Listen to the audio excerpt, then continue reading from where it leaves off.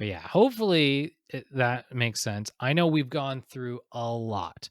That's seven different like taxes that we just covered. Um,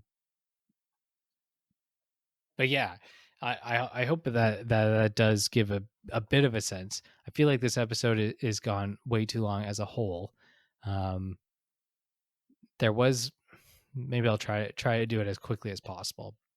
One other thing that I wanted to kind of really touch upon, and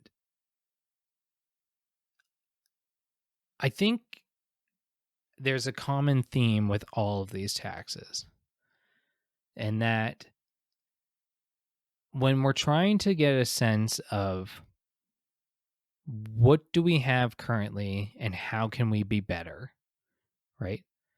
Our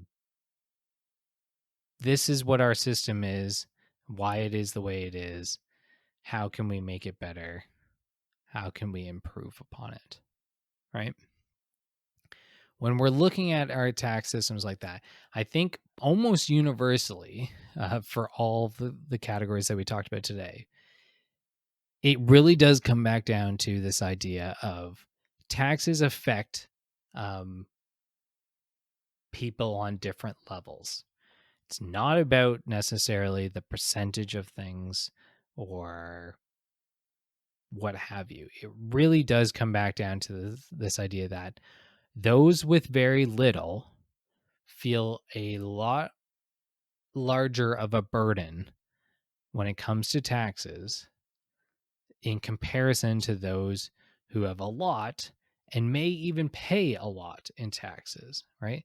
I mean, again, we've already established that there are a lot of times that you can be a big wealthy corporation that makes tons and tons of money, or even a wealthy individual that makes tons and tons of money and pay very, very, very little in taxes.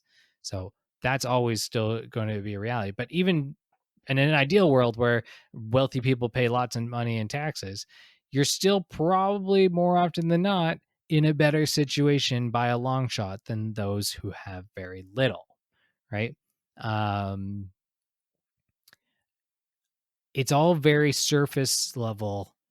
I think the way that our tax system works right now, it's like I said, it's a very equality based system, which definitely has its merits in some cases, but in other cases, more of an equitable system would be beneficial.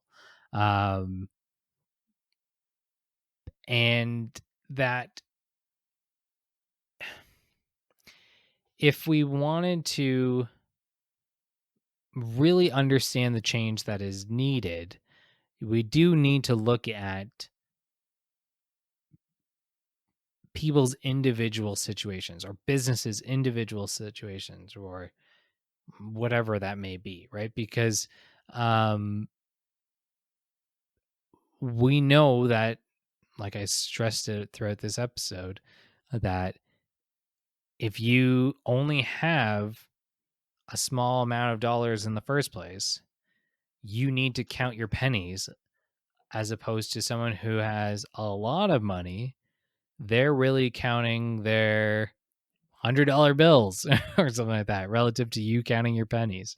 Um, it's a totally different scale. And again, I know that there's always that argument of go get a better job, go do more to better yourself. And I'm not disagreeing with that in the general statement of you should do better, do as good as you can in life.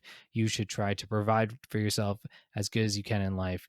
You should, whatever, spend time trying to build your wealth. I don't deny that one bit. That is something that I full heartedly believe in. But I also recognize that that's not always a reality for everyone. That's not always uh, uh, an automatic um, measure for success, I guess is what I would say, right? So we can have situations where you can try your best and do all these things, but that doesn't mean that you're always going to get ahead of life, right? And I really do think that the charity example should spell it out as well as possible for a lot of people, right? Um, Like if you're giving even the same percentage of your wealth, right? The impact is very different for someone who has very little versus someone who has a lot, right? If I give 10% of my wealth versus someone who only makes $40,000 a year and they give 10%, well, they're going to feel it a lot more. But at the end of the day, we kind of sacrifice the same amount from a numerical standpoint, but from a real world impact on our individual lives, there's no way, there's no contest in the sense of someone who has next to nothing giving 10% of their next to nothing left them with even less, right? Like that hopefully is a message that can be applied to just about any of the taxes that we've looked at, minus obviously things like tariffs, where I hope that one is something that we realize that from a political standpoint, I guess we need to find better tools to get our messages across, because we're just hurting our own population domestically more than we're um getting ahead when it comes to diplomatic relations with another country, right? um Again, I mean, maybe you don't put a tariff on a good if you're trying to protect a resource. Maybe you limit the amount. um you kind of have to put out grants where people can purchase um whatever, that you're allowed to buy cheese. There's only a certain amount of cheese that's allowed on the market, rather than putting a tariff on that cheese and making that cheese more expensive than it needs to be. um but yeah, I hope that this all makes sense. I had here that I was originally going to tell you the example of when George Lucas sold Lucasfilms to Disney, and how he uh donated, I think it was like $4 billion that he pledged to donate, which is like, again, an astronomical number. Like $4 billion is wild. But it also,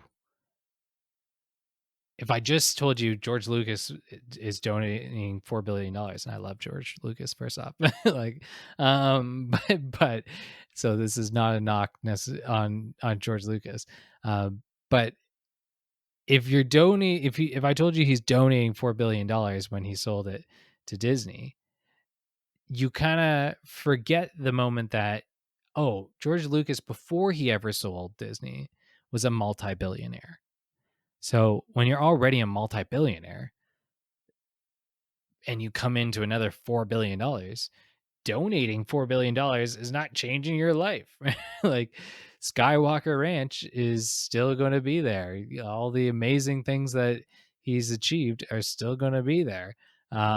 His lifestyle is still going to stay the same, because you can only spend so much money. So sure, is he justified in wanting to keep that $4 billion? Of course, that's his that was his prerogative, in the sense of he worked hard to build that Lucas Arts and Lucasfilms and uh his lighting company and all that other stuff that he sold to Disney. He built that from the ground up with his team. But is he also amazing for donating it?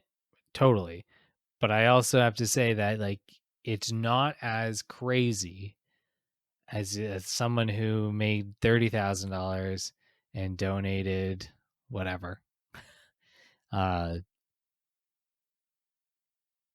I don't know, 50% of their wealth, right? Like, if that, I forget how many how many times over George Lucas was already a billionaire.